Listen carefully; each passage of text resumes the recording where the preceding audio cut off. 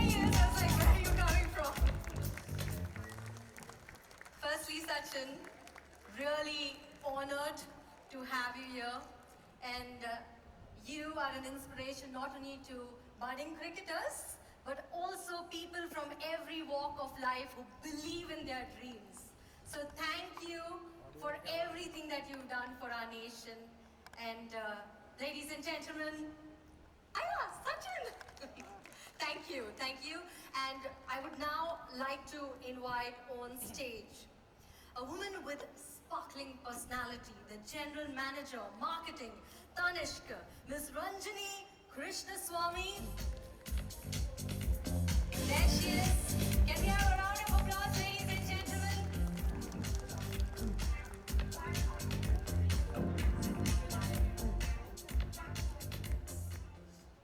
Good evening, everybody. The Time magazine said that we've had champions, we've had legends, but we've not had another Sachin Tendulkar. And they said we never will. Thank you so much, Sachin, for being with us today on this momentous moment for us as we launch Celeste, our own journey of unmatched scintillation, brilliance, and fire. And who else could be wanting to be spending the evening other than you, who has been the epitome of all of this in our life. So let me start off with a few questions that our audience would love to hear. There's a very wonderful quote, and I was blown over when I heard that. You said, when people throw stones at you, turn them into milestones. I think that was so brilliantly put.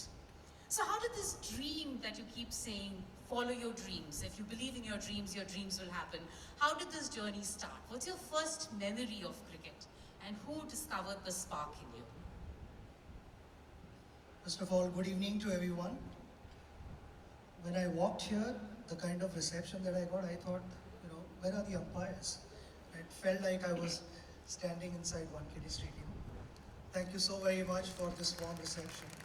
What a special evening this is. You spoke about who spotted the spark in me, without any doubt. It was my brother Ajit. I remember the first time I held a cricket bat, I was 3 years old or so. My grip never changed. It continued being that way right at the bottom of the handle. Though my coach tried some stage in between to change my grip, the moment he realized this is not working, we went back to continuing to hold the normal grip, which worked for me. But in my age group, in our building, we were playing tennis ball cricket. I was batting well, reasonably well, and scoring runs. I'd like to believe that I was one of the main batters in our team.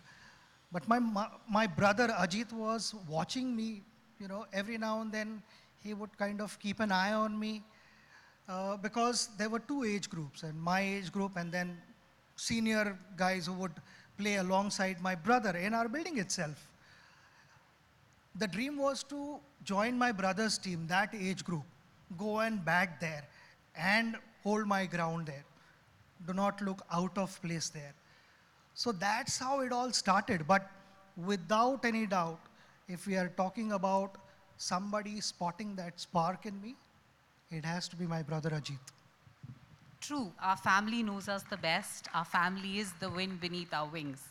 Well said, Sachin. Matthew Hayden said, I know God. He bats at number 5 for India. So what has been motivating you all those 24 years when you were playing for the country? What kept you going? What's the center of your motivation that keeps you out there, up there all the time? It was my dream. I mean, in 1983, I was only 10 years old. I did not know much about cricket. I enjoyed playing the game, but as far as the intricacies of the game was concerned, I had no idea. Everyone started jumping because we won the World Cup. I also joined the party, not understanding the significance and the enormity of lifting the trophy. I looked at Kapil Dev holding the World Cup and I said, even one day I would like to do the same thing. This is something I should start chasing, and that's how my journey began. Along the way, there were a number of good moments, there were not so good moments, disappointments, unbelievable moments which only a sport can give you on the field. And I felt that passion in me was very much alive. I had never ever looked at the watch. When I was practicing, it was all about how satisfied I was. And if I wasn't satisfied, practice sessions went on and on. To the extent where Achareka sir literally had to drag me out of the net, say that we can barely see each other, but why are you still continuing to bat? You need to stop. You come back tomorrow morning at 7 o'clock. And so on and so forth. The practice sessions went on and on. I chased my dream, and I strongly believe if you are passionate about something, there are a couple of kids that I can see here, chase your dream. There'll be difficult times, never lose hope. Passion is something which continues to breathe with us till the end. It never leaves us. And that is the case with me.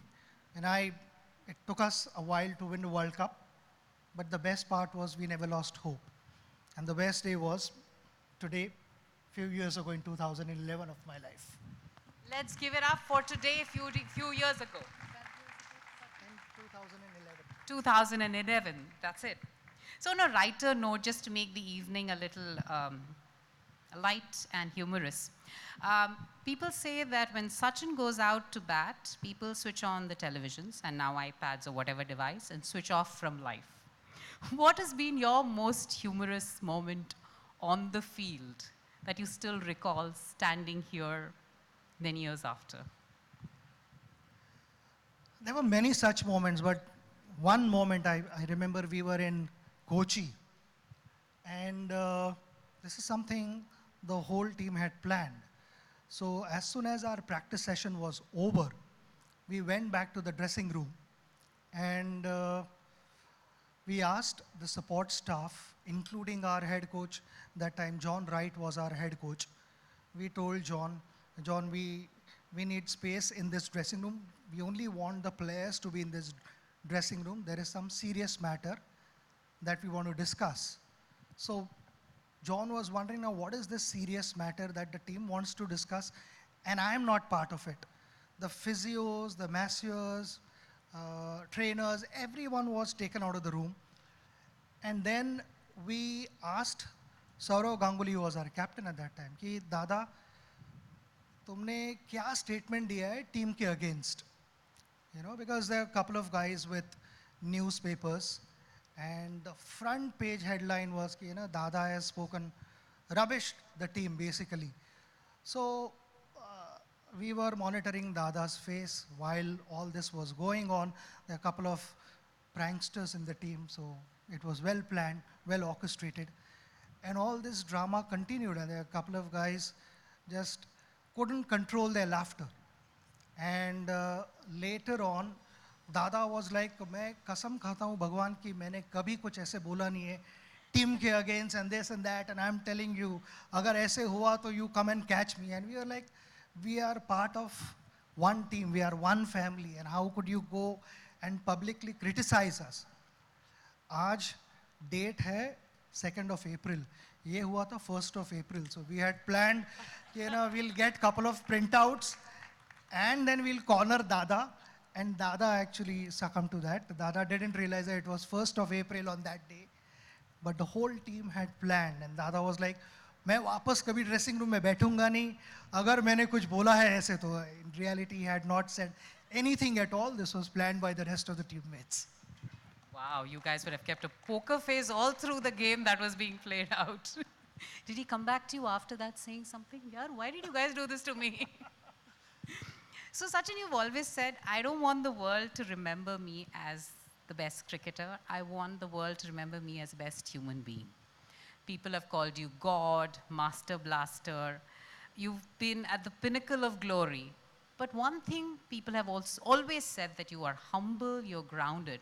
How do you keep your humility and your sense of grounding together when there's so much that's exalting you to such heights and, if I could say, feeding your ego? How does one stay grounded? What's been your trick on that? I mean, whatever I performed. There were good days and bad days. The mantra at home was, from my childhood, the mantra at home was, let the whole world talk about the last match, we think about the next match. There were no big celebrations as such. There were no big parties.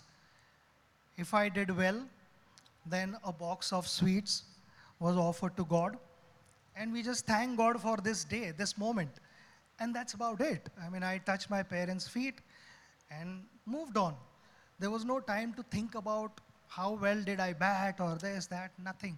My brother would immediately engage me in the next game, and my focus was not to just do well at school level. My focus was to play for India. So I would constantly ask him, what next?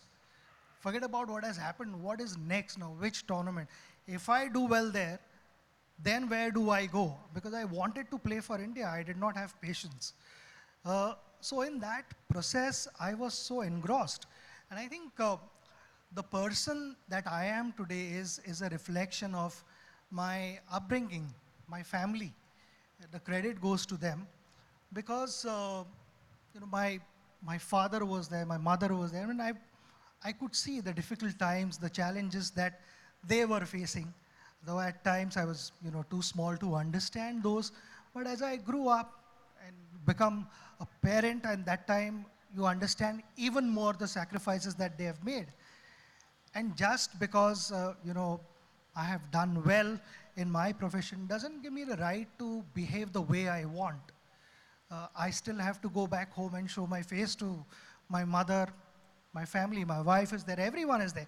And if I'm loud and arrogant, that will be totally unacceptable at home. So if I'm not so loud, humble, polite, doesn't make me weak or any lesser than anyone. If you get loud and your body language doesn't make you bigger than anyone else. So sometimes they say less is more. So that is really, really important. I learned a couple of things. When you don't have anything in life, it is important to know how to manage. And when you have everything in life, it is important to know how to behave. As long as you maintain this balance, life goes on. That's so beautiful. Ladies and gentlemen, let's give a big round of applause. In this world which is so pretentious, I think